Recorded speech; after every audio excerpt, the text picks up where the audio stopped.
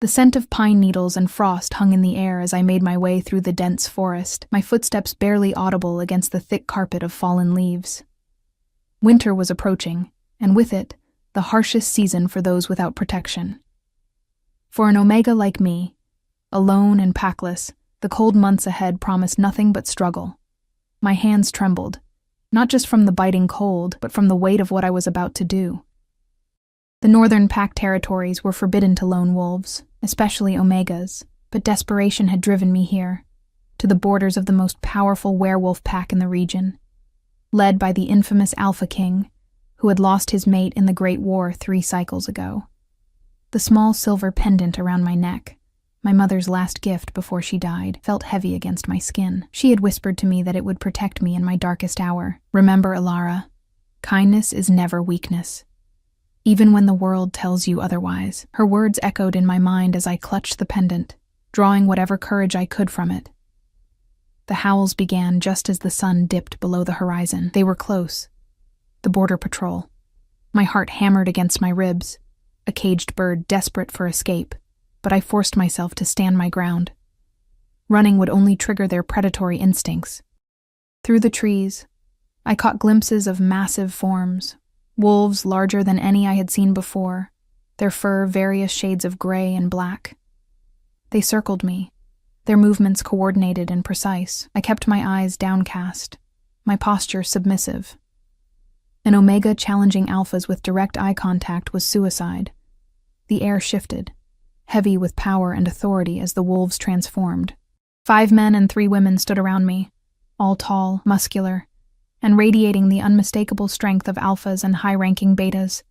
Their faces were hard, suspicious. "An Omega!" one of the men spat, his voice laced with disgust. "Alone on our territory." A tall woman with a scar running down her cheek stepped forward, her nostrils flaring as she scented me. "She's unclaimed. No pack scent." She circled me slowly. "What are you doing here, Omega? These lands are forbidden to strays."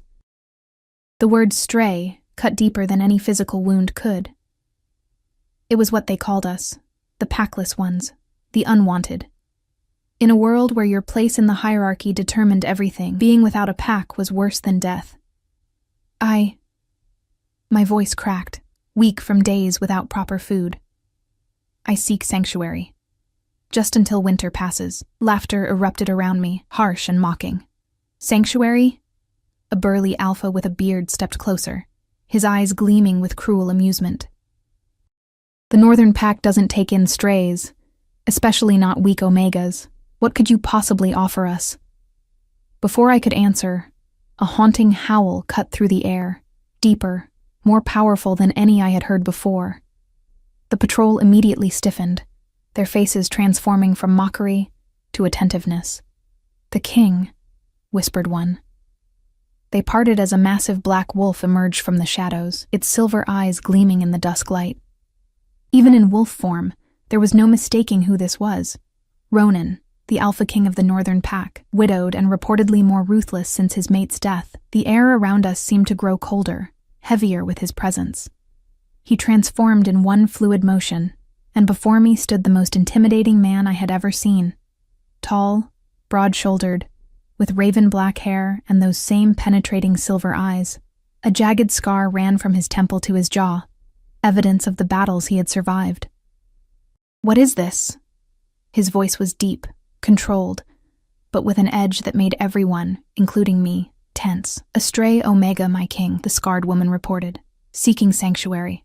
His gaze fell on me, and it took everything I had not to collapse under the weight of it. There was pain there, buried beneath layers of hardness and authority, the kind of pain that never truly heals. "Look at me," he commanded. Slowly I raised my eyes to meet his, breaking every rule of Omega submission. But something told me that looking away now would seal my fate. His expression remained unreadable as he studied me. "Why here? There are smaller packs that might take in an Omega." The truth stuck in my throat. Smaller packs had already rejected me. I was considered too weak, my wolf too docile. In a world where Omegas were primarily valued for breeding or as pack servants, I offered little value. "I'm a healer," I said finally, the words tumbling out. "My mother taught me." I know herbs, remedies. I can help with the pups, the sick. I hesitated, then added, I've nowhere else to go. Something flickered in his eyes, perhaps recognition of the desperation in mine. We have healers, he stated flatly. Then I'll cook, clean, whatever is needed. The word sounded pathetic even to my own ears. He turned away, a clear dismissal. Escort her back to the border. 2 betas moved toward me, and panic surged through my body. Winter alone meant death. Please, I blurted out. I heard about your pup. The entire patrol went deadly still. Mentioning the Alpha King's motherless child was apparently taboo. Ronan turned back slowly, his expression now dangerous. What about my son? I swallowed hard. I heard he's refusing food, growing weaker. I can help.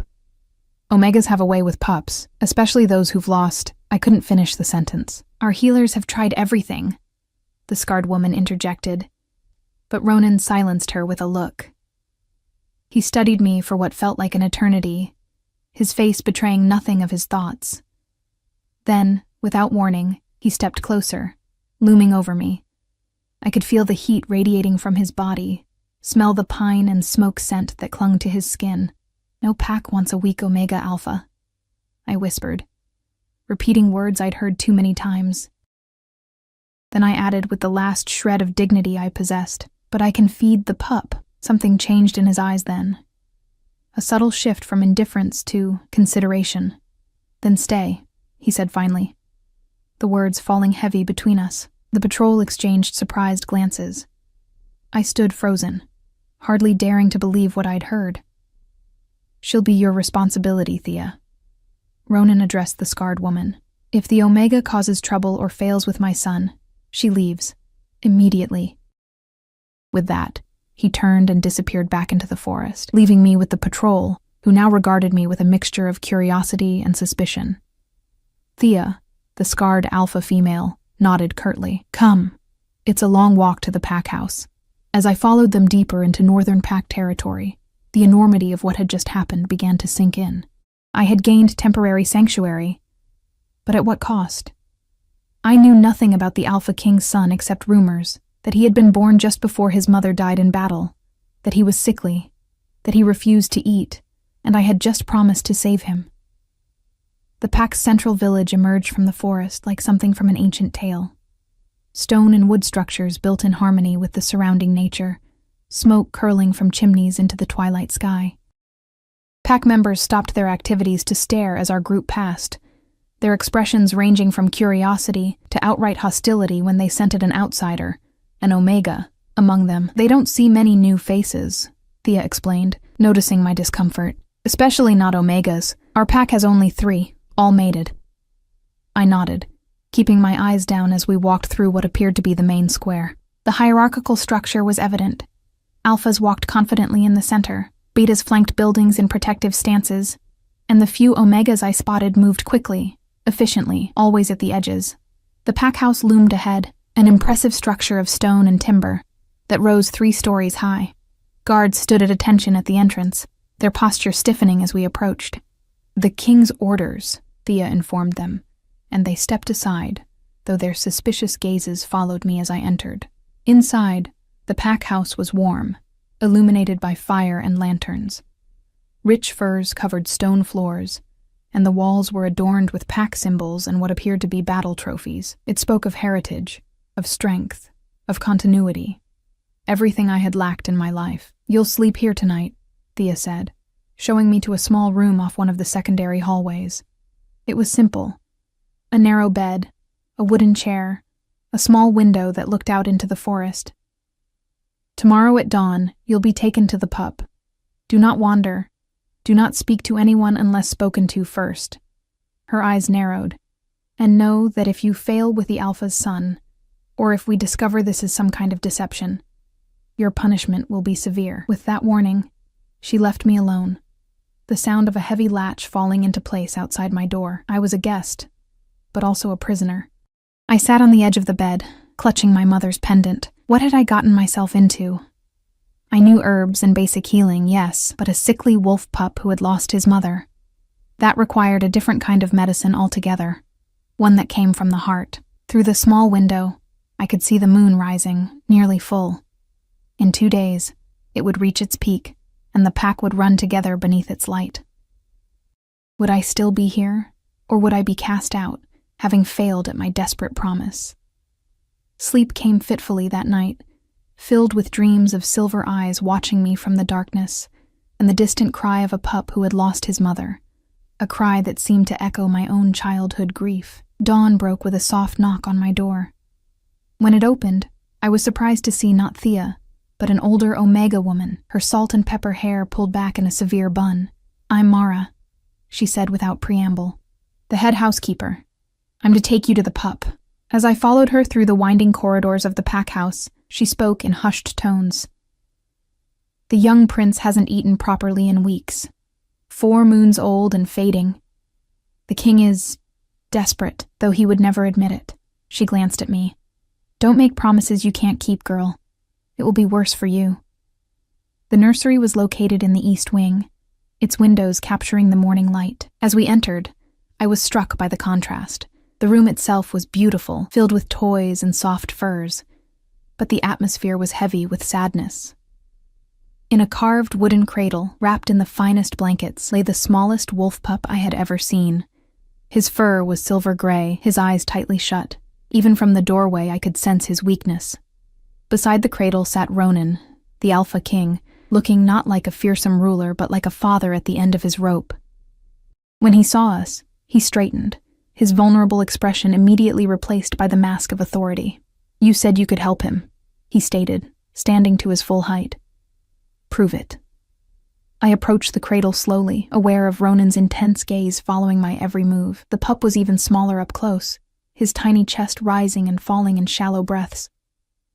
Despite his silver-gray fur, matching his father's eyes, there was an unhealthy pallor to him that made my heart constrict. "May I?" I asked, gesturing toward the pup. Ronan gave a curt nod, his jaw tight with tension. Gently, I reached into the cradle and lifted the tiny bundle. He weighed almost nothing, the son of the mighty Alpha King, this heir to the northern pack. As I cradled him against my chest, I closed my eyes and focused on my Omega instincts, the natural abilities that were often dismissed as weakness in our warrior-driven society. "How long has he been refusing food?" I asked, keeping my voice soft. 3 weeks, Mara answered when Ronan remained silent. "At first we thought it was just difficulty adjusting to the formula after his wet nurse left. But he's grown weaker each day." I nodded, my fingers carefully examining the pup's small body. "Has he shifted to human form at all?" "No." Ronan spoke now, his voice rough with restrained emotion. "The healer says he's too weak to attempt a shift, that at this age it's better he stays in wolf form." Something about that didn't sit right with me. Wolf pups, especially those born to powerful alphas, typically shifted naturally between forms even in early infancy. That this pup remained locked in wolf form suggested something more than physical weakness. I looked up at Ronan, measuring my next words carefully. "I need to ask about his mother." His face hardened instantly. "What about her? How did she—" I hesitated, then continued softly. "How did she die? Was it before or after his birth?"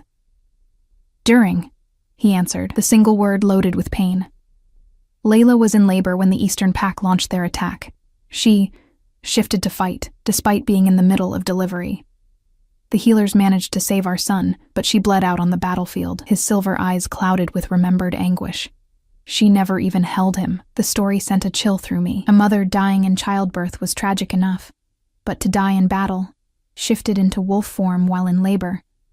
The trauma would have marked both mother and child in ways beyond physical wounds. "What's his name?" I asked, stroking the pup's soft fur. A shadow passed over Ronan's face. "He doesn't have one yet. In our tradition, both parents name the child together on the first full moon after birth. Layla never had the chance. I understood then. This pup was not only physically failing, but spiritually adrift.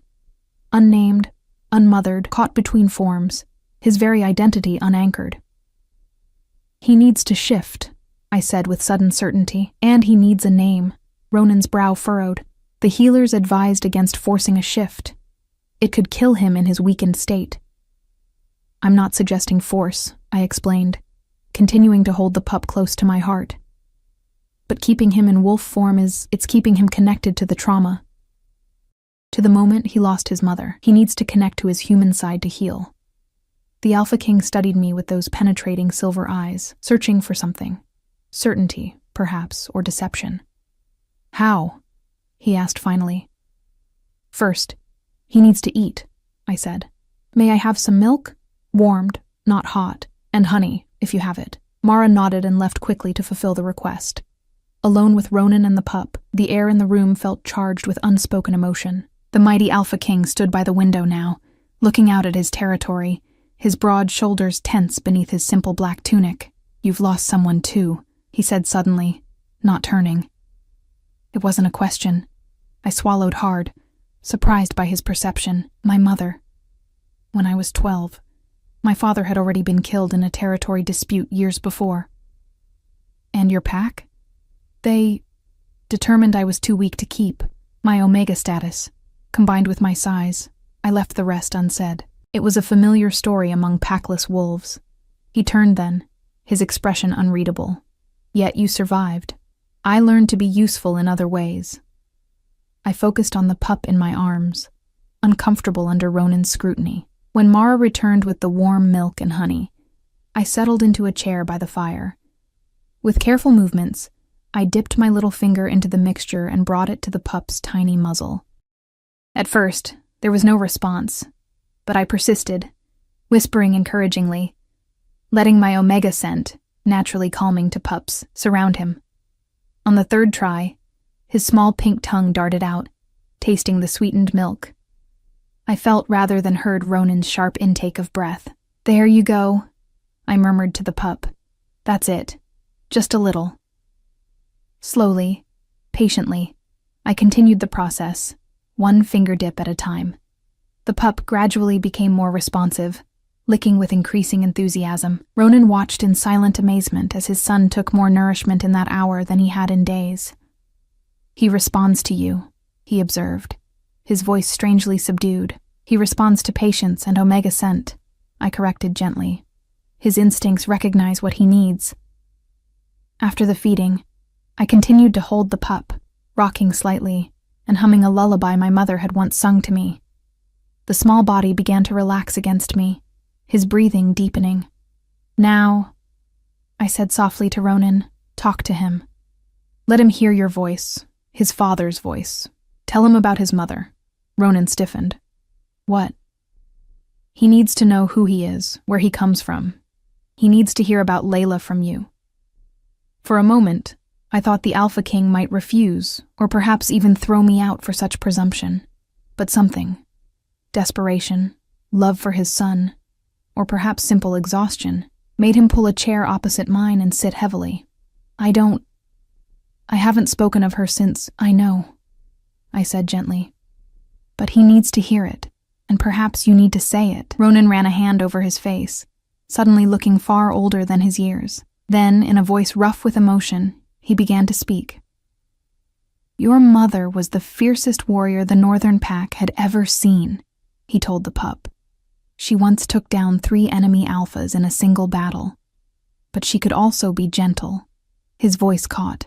She loved wildflowers, would fill our chambers with them every spring. As he spoke, sharing memories of Layla, her bravery, her laughter, the way she'd sing off key deliberately just to make Ronan smile. The atmosphere in the room transformed. The heaviness lifted slightly, replaced by something more bittersweet. The pup stirred in my arms, making a small sound, the first vocalization I'd heard from him, and then, as we both watched in amazement, a shimmering began around his tiny form. He's shifting, Ronan whispered, moving to kneel beside us. The transformation was slow, gentle. Not the violent, painful shift of an adult werewolf, but the natural, fluid change of an infant finding his other form. Where the silver-gray wolf pup had been, a human baby now lay in my arms, tiny fists waving weakly in the air, eyes, silver like his father's, blinking up at the world. Ronan's expression was one I never expected to see on the harsh Alpha King's face, pure wonder. He has her nose, he said hoarsely. and her chin. The baby made another small sound, something between a whimper and a coo, and instinctively turned his face toward me, seeking nourishment. Without thinking, I adjusted him to better access the milk-soaked cloth I'd been using to feed him. "He'll need proper formula now," Mara said from the doorway, where she had returned unnoticed. "I'll arrange it."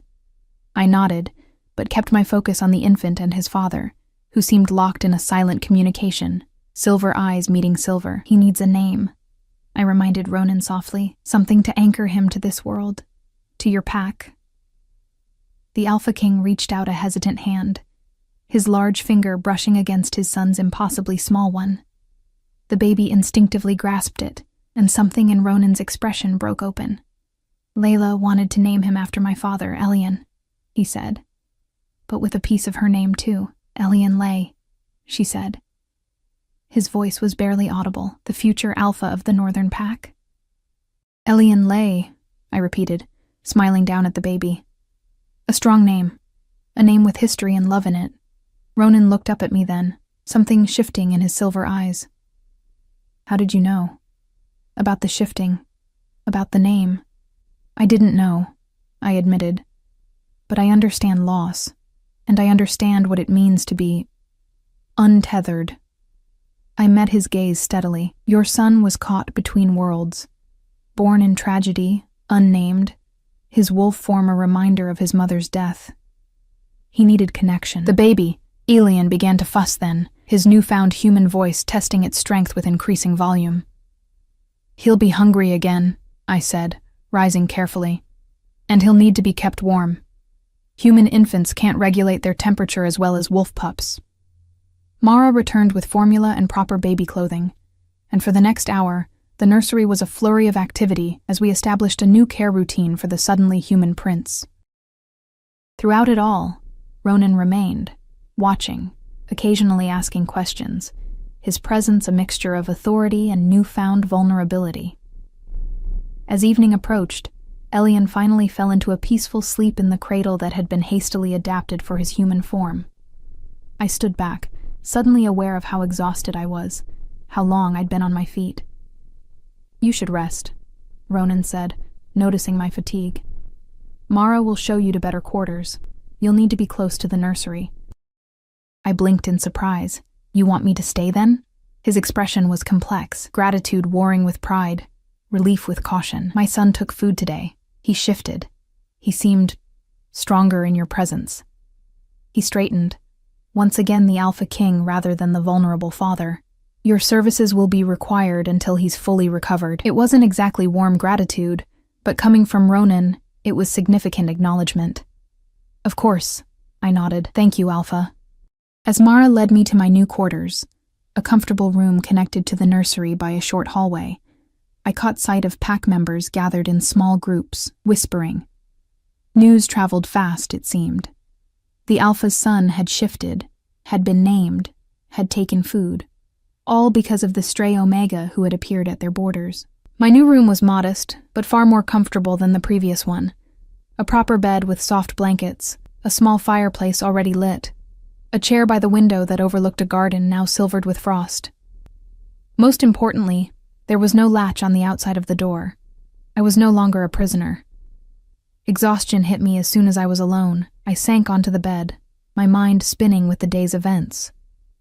I had managed to help the Alpha King's son, at least for now, but what would happen when Elian was stronger? Would Ronan still need me then, or would I be sent away, back to the life of a packless Omega? Just another stray searching for safety as winter descended. I clutched my mother's pendant, remembering her words. Kindness is never weakness. Perhaps, for today at least, that had proven true. Outside my window, the nearly full moon rose over the northern pack's territory. Tomorrow night would be the full moon run, the first since Elian had received his name. I wondered what that would mean for the pack, for Ronan, and for me. I woke before dawn to the sound of a baby's cry, not frantic, but insistent. For a disorienting moment, I couldn't remember where I was. Then it all came rushing back, the northern pack, the Alpha King, and his son who had shifted forms under my care. Pulling a borrowed robe over my nightdress, I hurried through the connecting hallway to the nursery. To my surprise, Ronan was already there, awkwardly holding the fussing infant. I heard him, he explained, looking somewhat out of his element with the tiny bundle in his massive hands.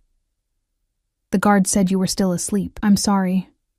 I moved quickly to take Elian, who immediately calmed as he settled against my chest. I'm usually a light sleeper. You were exhausted, Ronan said, and there was an unexpected gentleness in his tone. You needed rest. In the soft pre-dawn light filtering through the windows, the Alpha King looked different. The harsh lines of his face seemed softer. The perpetual tension in his shoulders slightly eased. His black hair was loose around his shoulders, and he wore simple sleeping clothes rather than his usual intimidating attire. Tonight is the full moon, he said, watching as I settled into the rocking chair with Elian. The pack will run together, and my son will be formally presented and acknowledged. I nodded, understanding the significance.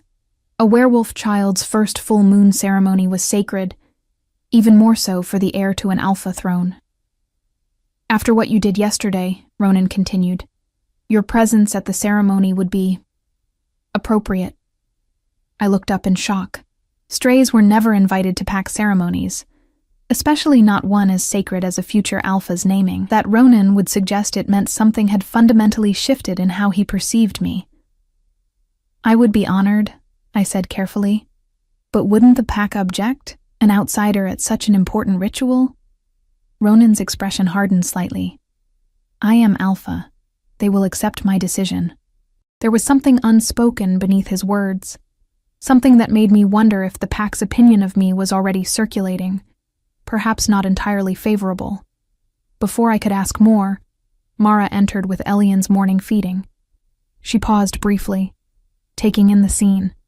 The Alpha King in his sleeping clothes, me in a borrowed robe, the contentedly gurgling baby. Her expression revealed nothing, but something in the air shifted. The council is gathered for the morning meeting, my king, she said, her tone perfectly neutral. They await your presence. Ronan nodded, then looked back at me. Stay with him today. Prepare him for tonight. Mara will bring you appropriate clothing for the ceremony. After he left, Mara bustled around the nursery, her movements efficient, but her expression troubled. Is something wrong? I asked as I fed Elian, who was now eagerly taking his formula. She hesitated, then sighed. There's talk among the pack, about you, about how quickly the king has accepted you. I'm only here for Elian, I said quickly. To help him grow stronger, perhaps, Mara replied, her eyes knowing. But you must understand, our king has been changed since losing his mate. He's been cold, distant, focused only on pack security and strength. Even with his own son, he was detached. She adjusted a blanket unnecessarily. Then you arrive, and within a day the pup shifts, takes food, receives his name, and the king spends more time in the nursery than he has in the 4 months since his birth. I felt a flutter of anxiety. Are people saying I've used some kind of influence on him? Mara's expression softened slightly. Some are grateful. The heir's health means stability for the pack. Others are suspicious, as wolves always are of outsiders. And some... She paused. Some who had hoped to eventually take Layla's place as the alpha's mate are not pleased to see any female gain his favor. The implication made my cheeks burn. We haven't.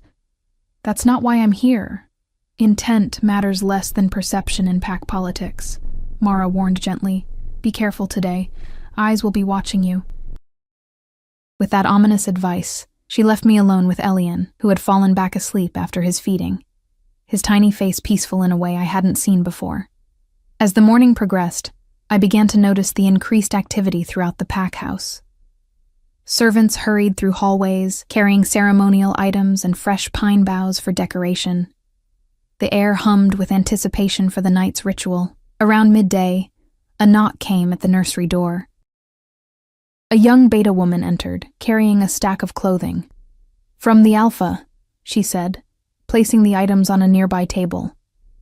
For you and the prince. After she left, I examined the clothing with growing amazement.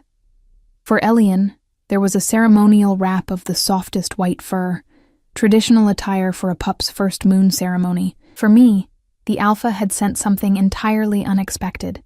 A dress of deep forest green, finely made and embroidered with silver thread in the pattern of the Northern Pack's symbols. It was clothing meant for a high-ranking pack member, not a stray Omega. I ran my fingers over the silver embroidery, a sense of unease mixing with unexpected pleasure. Wearing this would make a statement to the entire pack, one I wasn't sure I was prepared for. The afternoon passed quickly as I bathed Elian and watched him grow increasingly responsive to my voice and touch. His silver eyes, so like his father's, followed my movements with newfound alertness. Twice he shifted briefly back to his wolf form before returning to human, a healthy sign that he was growing stronger, more in control of his dual nature. As the sun began its descent, Mara returned to help prepare us for the ceremony.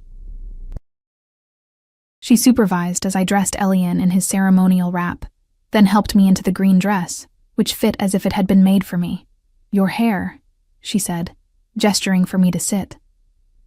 With deft fingers, she arranged my light blonde locks into an elegant style, woven with small white flowers.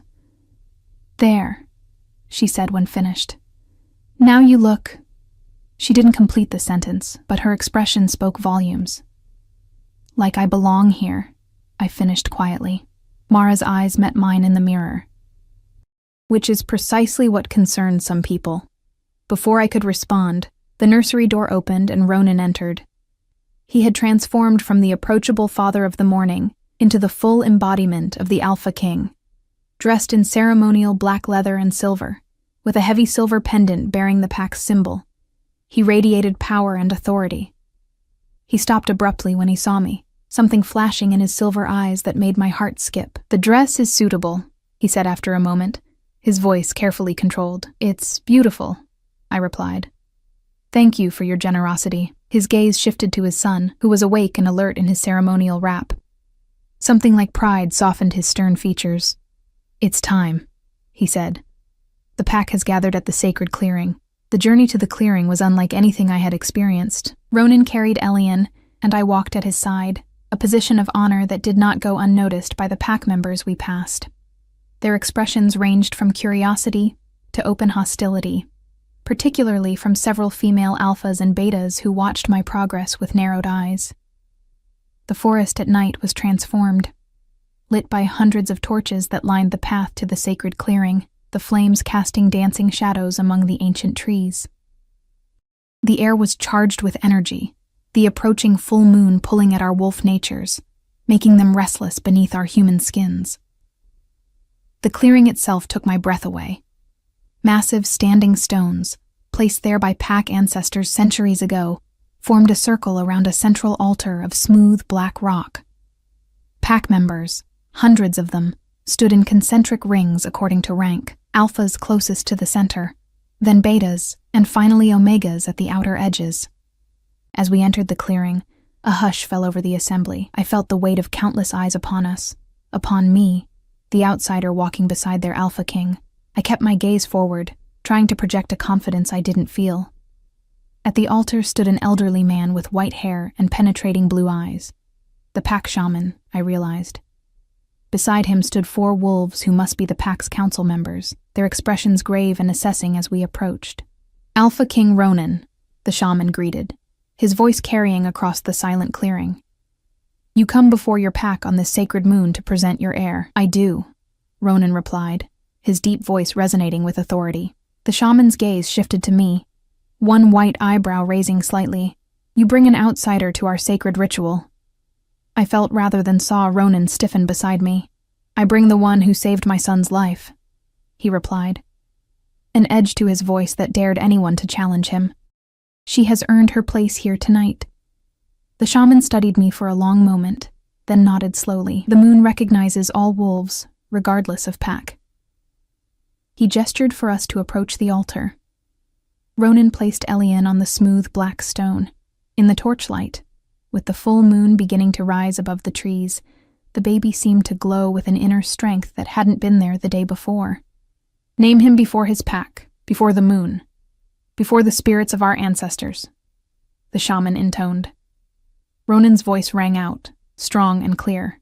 "I name him Elian Lay, son of Layla, son of Ronan, heir to the Northern Pack, future Alpha King. He placed his hand on his son's forehead. May he grow strong. May he lead with wisdom. May he honor the blood of his ancestors. The shaman nodded and sprinkled what looked like crushed herbs and water over the baby. Elian lay. The pack acknowledges you. The moon witnesses your naming. He turned to the assembled wolves. Acknowledge your future alpha. A chorus of howls rose from the pack, the sound primal and powerful, echoing through the night. It was a sound of acceptance, of welcome, of pledge. Then the shaman turned to me, and my blood froze. This wasn't part of the traditional ceremony. Step forward, Omega, he said. I moved to the altar, intensely aware of Ronan's eyes on me. You who saved the heir, who are you? The shaman asked. Alara, I answered, my voice somehow steady. Daughter of Sarah, once of the Western Valleys. Alara of no pack, the shaman acknowledged. The Northern Pack owes you a blood debt for the life of its heir. What do you claim as payment? The question took me by surprise. A blood debt was sacred among werewolves. It couldn't be denied or diminished. I hadn't expected such formal acknowledgement, especially in front of the entire pack. I felt Ronan's tension beside me, saw the council members' wary expressions. Whatever I asked for now, they would be bound by pack law to give. I could ask for membership in the pack, security, belonging. I could ask for resources to start a new life elsewhere. I could ask for almost anything. But looking down at Elian, at his innocent face and trusting eyes, I knew what mattered most. I claim the right to stay until Elian is fully healed and thriving, I said clearly. Nothing more. A murmur ran through the assembled wolves.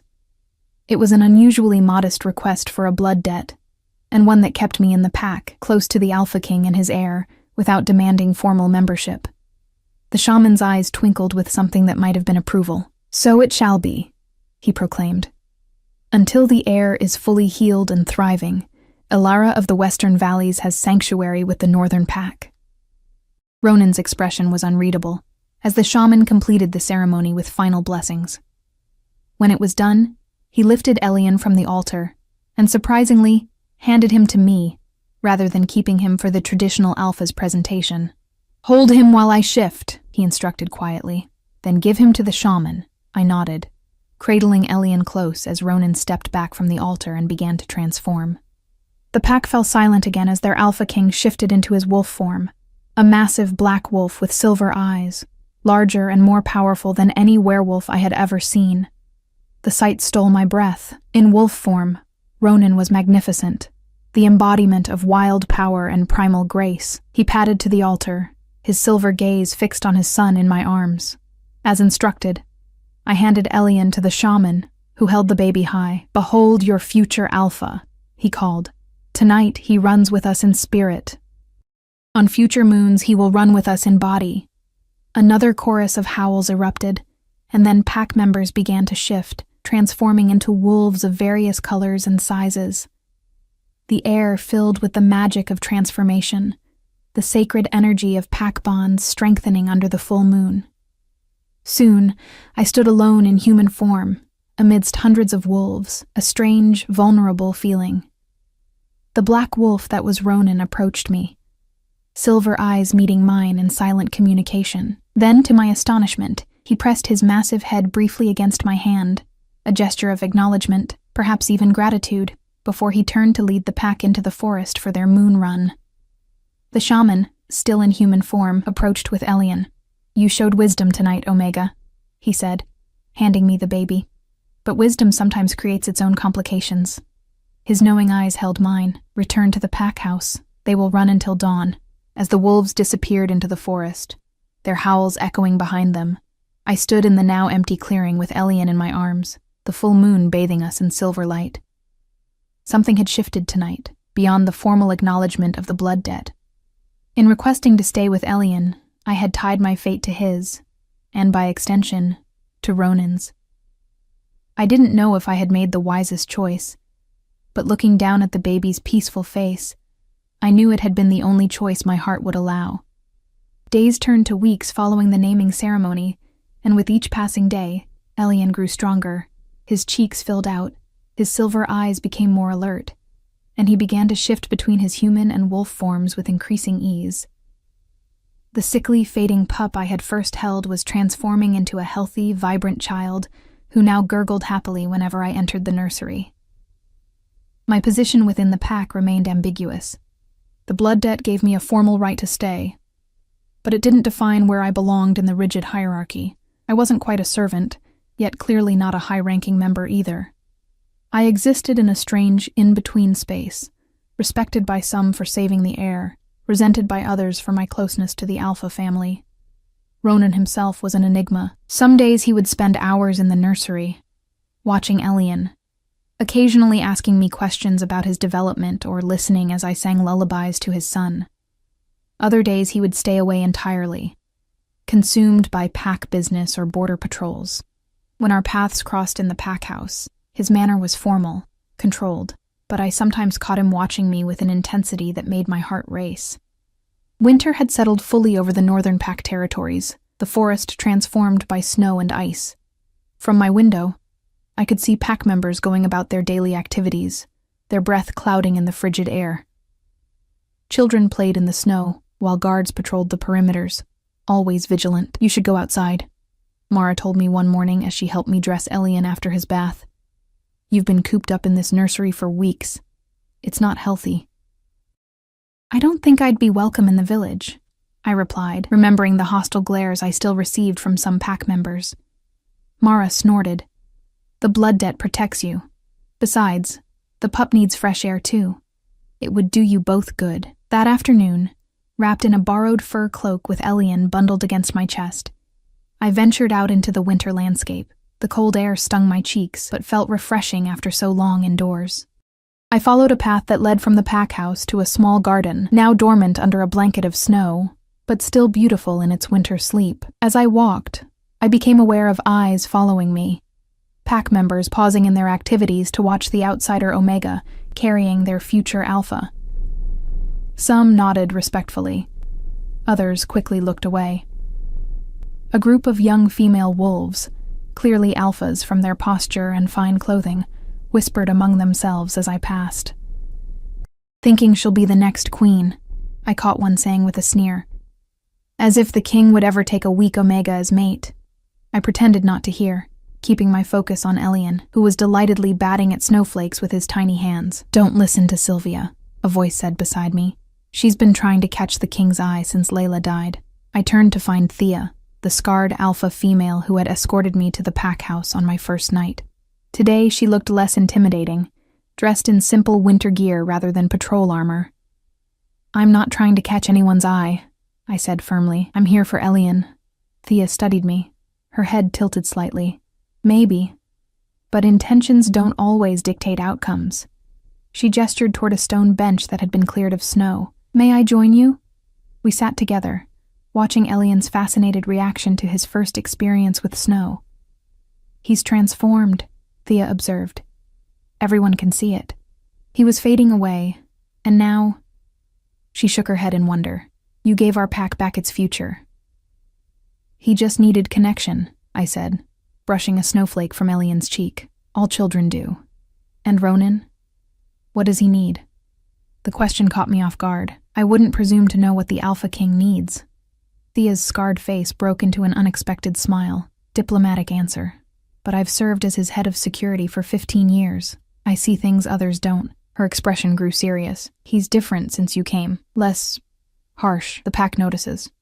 "That's because of Elian," I insisted. "Seeing his son healthy brings him joy." "Perhaps," Thea allowed. "But—" She broke off, her posture suddenly alert. Following her gaze, I saw Ronan approaching, his powerful figure stark against the snow-covered landscape. He wore no cloak despite the cold, seemingly unbothered by the winter chill. Thea stood quickly. "My king," she greeted with a respectful nod. "Patrol report?" Ronan asked. "All quiet on the borders," she replied. "The Eastern Pack seems to be keeping their distance this winter." Something dark flickered across Ronan's face at the mention of the Eastern Pack, the ones responsible for Layla's death. "For now," he said grimly. "They'll try again when spring comes." Thea nodded, then with a quick glance at me, excused herself and headed toward the pack house. Ronan stood before me, his silver eyes moving from my face to his son, who was now attempting to eat a snowflake that had landed on his mitten. "He seems to be enjoying the snow," Ronan observed, his deep voice softer than usual. "It's his first time seeing it," I replied, smiling down at Elian. "Everything is new to him." After a moment's hesitation, Ronan sat beside me on the bench, close enough that I could feel the heat radiating from his body, smell the pine and smoke scent that clung to him. "The pack healer examined him this morning," he said. "She says he's not only recovered but thriving, stronger than expected for his age."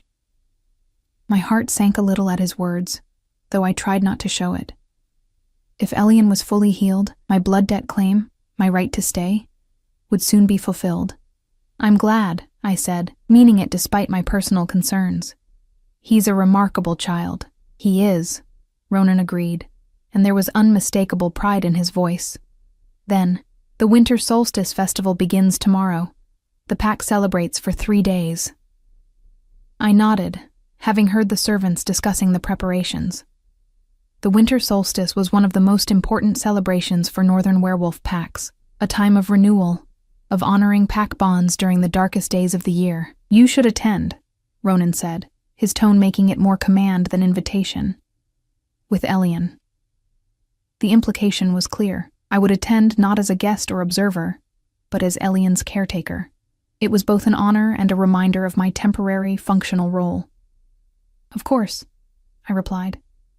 "If you think it appropriate." Ronan's jaw tightened almost imperceptibly. Why wouldn't it be appropriate? I hesitated, then decided honesty was the safest path. Some in the pack still see me as an outsider. My presence at a sacred celebration might be unwelcome to them. "You saved my son's life," he stated flatly. "You have a blood debt. No one will question your presence." But we both knew that wasn't entirely true. Blood debt or not, I remained an outsider, a stray omega in a pack of proud warriors. Elian chose that moment to let out a happy squeal, his little body suddenly shifting into wolf form in my arms, a tiny silver-gray pup, wriggling with excitement at the new sensations of cold and snow. Ronan's expression softened as he watched his son. Without thinking, I transferred the squirming pup to his father's arms. Our hands brushed in the exchange, and I felt a jolt of something electric pass between us, saw Ronan's eyes widen slightly at the contact. The mighty Alpha King held his transformed son somewhat awkwardly at first, but Elian nuzzled into his father's chest, instinctively seeking the alpha scent and warmth. Gradually, Ronan relaxed, one large hand gently stroking the pup's soft fur. "He shifts so easily now," he remarked. "The healer says it's unusual for one so young." "He's finding his balance," I said.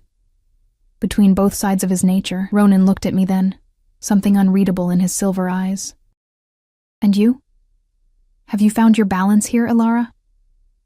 The use of my name, rare from his lips, sent a strange flutter through my chest.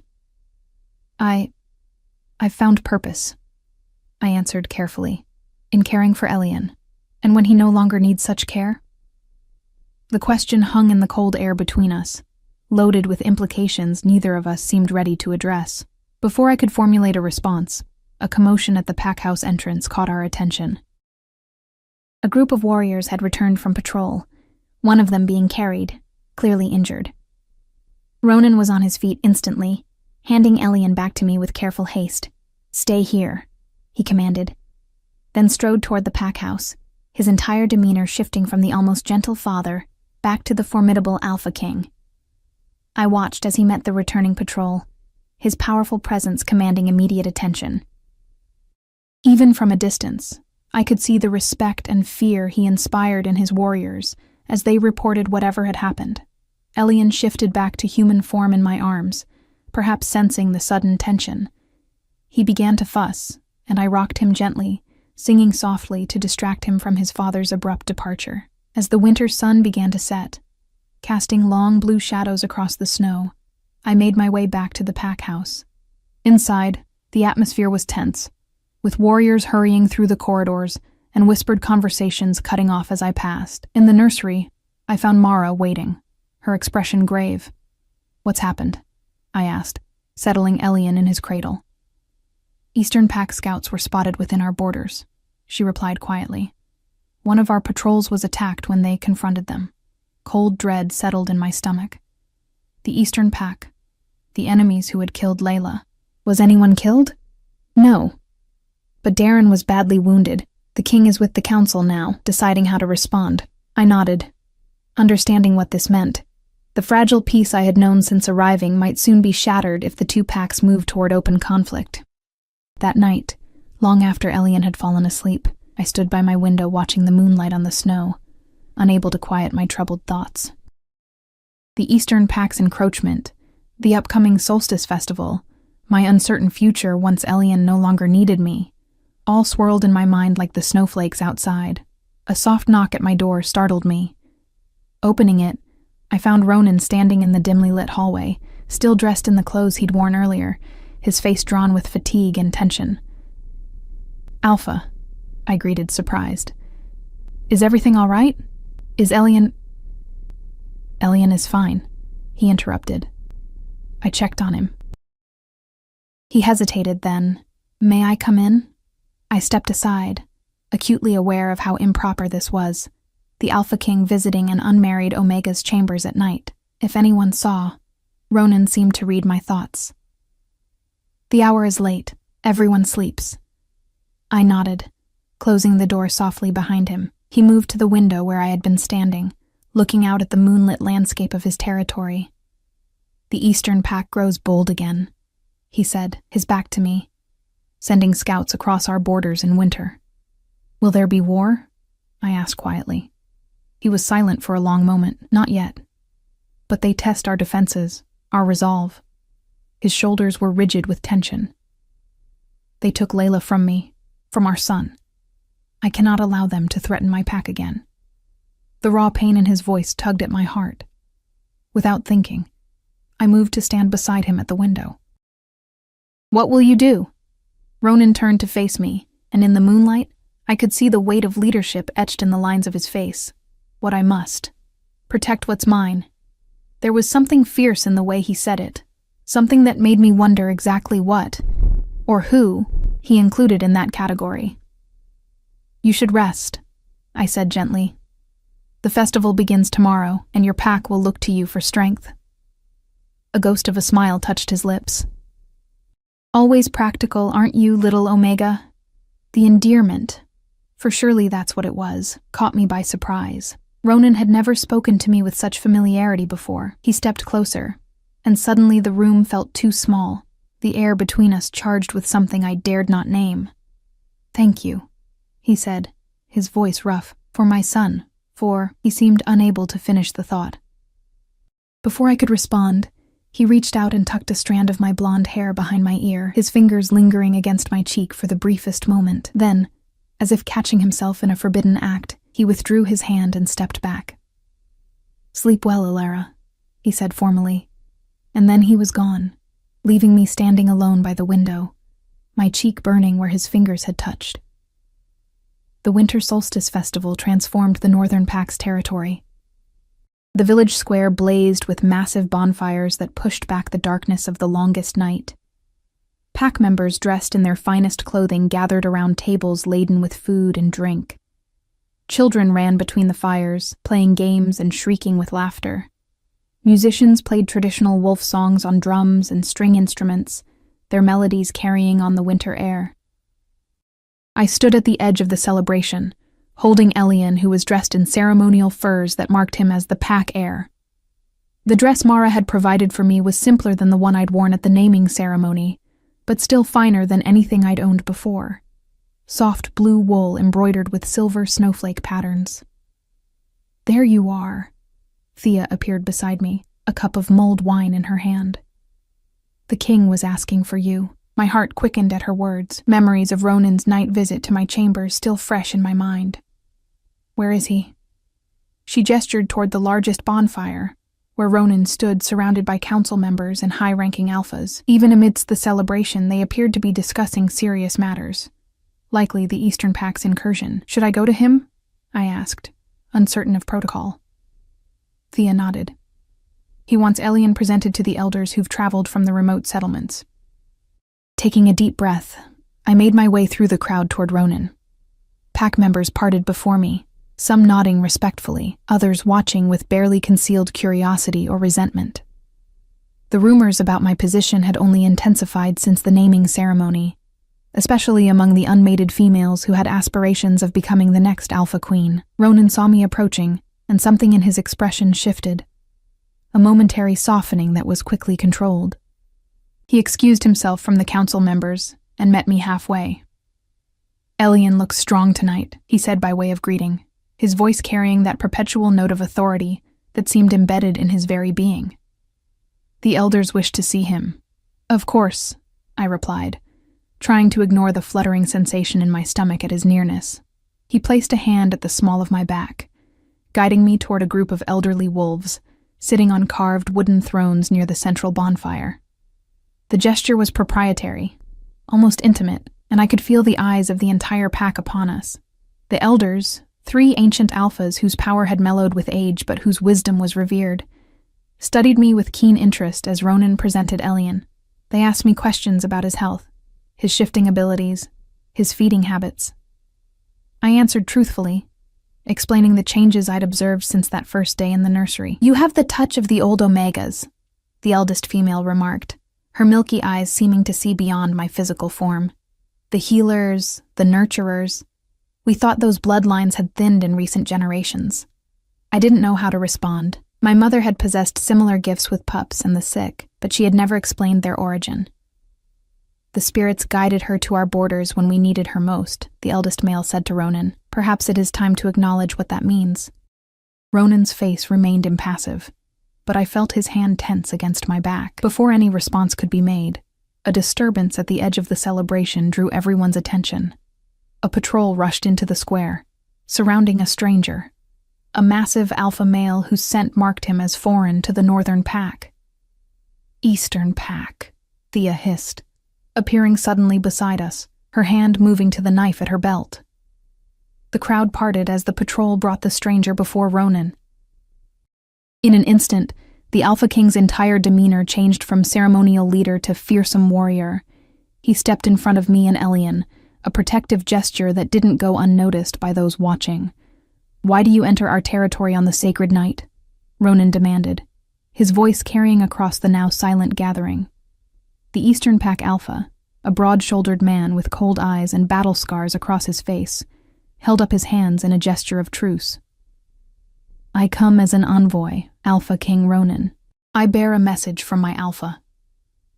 Tension crackled in the air. The Eastern Pack had not sent formal envoys since before Layla's death. "Speak your message and be gone," Ronan commanded. "You taint our celebration with your presence." The envoy's eyes narrowed at the insult, but he controlled his reaction. "My Alpha offers peace between our packs." His gaze shifted to Elian in my arms, then back to Ronan. "He proposes an alliance through blood. His daughter, Varys, offered as future mate to your heir." A shocked murmur ran through the crowd. Such an offer, especially from enemies who had killed the Alpha Queen, was unprecedented. Ronan's body had gone completely rigid, the muscles in his jaw working as he controlled his rage. "Your Alpha's warriors killed my mate, the mother of my son, and now he offers his daughter to create an alliance?" His voice was dangerously quiet. "Does he think I would ever allow my son to be tied to the pack that murdered his mother?" The envoy's expression remained carefully neutral. "The past cannot be changed, but the future can be shaped. Our packs have warred for generations. This could end the bloodshed." "Get out," Ronan growled, his control slipping, his eyes beginning to glow with the power of his wolf. "Get out before I forget the laws of envoy protection." 2 warriors stepped forward to escort the Eastern Pack Alpha away. As he was led past me, his gaze lingered on Elian, then moved to my face with a calculating expression that sent a chill down my spine. "So the rumors are true," he said, loud enough for those nearby to hear. "The mighty Alpha King replaced his warrior queen with a stray Omega. How the Northern Pack has fallen." Ronan moved so fast I barely saw it. One moment he was beside me, the next he had the envoy by the throat, lifted off the ground. "You dare?" he snarled, his face transforming partially with rage, fangs elongating. You dare speak of my mate? Of my son's caretaker? Ronan, I said softly, urgently. Elian is watching. Something in my voice seemed to reach him. His grip loosened, and the envoy dropped to his feet, gasping. Ronan stepped back, his features returning to human. Take him to the border, he ordered his warriors. If he or any Eastern Pack member crosses again without invitation, kill them. As the envoy was dragged away, the festival's jovial atmosphere had been shattered. Pack members gathered in small groups, whispering anxiously about the implications of the Eastern Pack's peace offer and their alpha's visible rage. Elian began to fuss, disturbed by the tension in the air. I rocked him gently, whispering soothing words. Give him to Mara, Ronan said, his voice still tight with controlled fury. We need to talk. I nodded, finding Mara in the crowd, and carefully transferring Elian to her experienced arms. She gave me a worried look, but asked no questions, as Ronan led me away from the gathering, toward a small stone building at the edge of the village, the Alpha's private retreat. Inside, a fire burned in a hearth, casting dancing shadows on simple but elegant furnishings. It was a place of solitude, I realized, where the Alpha could escape the constant demands of leadership. Ronan paced the room like a caged animal, energy and rage radiating from him in almost visible waves. I stood quietly, waiting for him to speak. Finally, he stopped, facing me. They're watching us, testing us, using you and Elian to gauge our vulnerabilities. Me? I asked, confused. Don't you see? His silver eyes blazed in the firelight. They sent scouts who were meant to be caught, then an envoy with an insulting offer they knew I would reject. They wanted to see you with my son. To confirm the rumors, understanding dawned. They think I've weakened you somehow, by being close to Elian, to you. Yes, he resumed pacing. In their eyes, replacing Layla, a warrior, an alpha, with an Omega caretaker shows softness, vulnerability. The words stung, though I knew he wasn't deliberately trying to hurt me. He was stating how the Eastern Pack would view the situation. Then perhaps I should step back, I said quietly. Elian is stronger now. He could have another caretaker, an alpha female who would project the strength they respect. Ronan stopped abruptly, turning to face me with an expression I couldn't read. Is that what you want? To leave? No, I admitted, the word barely a whisper. But I don't want to be the reason the Eastern Pack thinks they can attack. I don't want to endanger Elian, or you. He moved toward me then, closing the distance between us with deliberate steps. You think I care what they believe? What anyone believes? His voice had dropped, becoming rough with emotion. My son was dying before you came. You saved him when no one else could. The blood debt will be fulfilled soon, I said, my heart hammering. Elian grows stronger every day. To hell with the blood debt, Ronan growled, now standing so close I could feel the heat of his body, smell the pine and smoke scent that I had come to associate with safety, with home. Do you think that's why you're still here? Because of an obligation? I looked up at him, suddenly breathless. Then why? Something broke in his expression, the rigid control he maintained as Alpha cracking to reveal the man beneath. Because for the first time since Layla died, I can breathe again, because my son needs you. He paused, then added in a voice so low I almost missed it. Because I need you. Before I could process his words, his hand came up to cup my cheek, his touch impossibly gentle for one so powerful. The Eastern Pack thinks an Omega at my side makes me weak. His silver eyes held mine, fierce and determined. I intend to show them how wrong they are.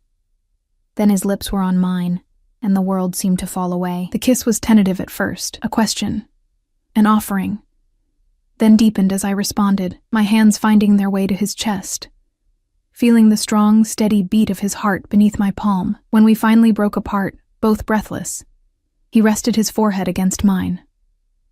Stay, he whispered. Not for Elian, not for the blood debt. Stay for me. In that moment, all the uncertainty, all the fear of being packless and alone, all the whispers and hostile glances faded away.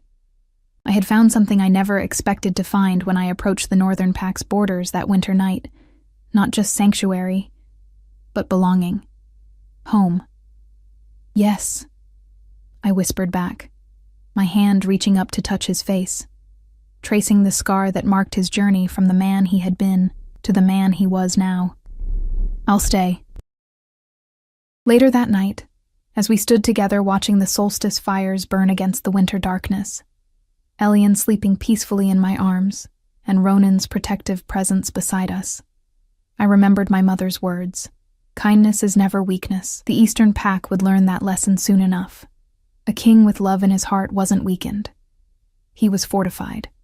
And an Omega who had found her place, her purpose, her family, wouldn't be easily removed from them. No pack wants a weak Omega, it was true, but I wasn't weak. And this pack, my pack now, wanted me exactly as I was.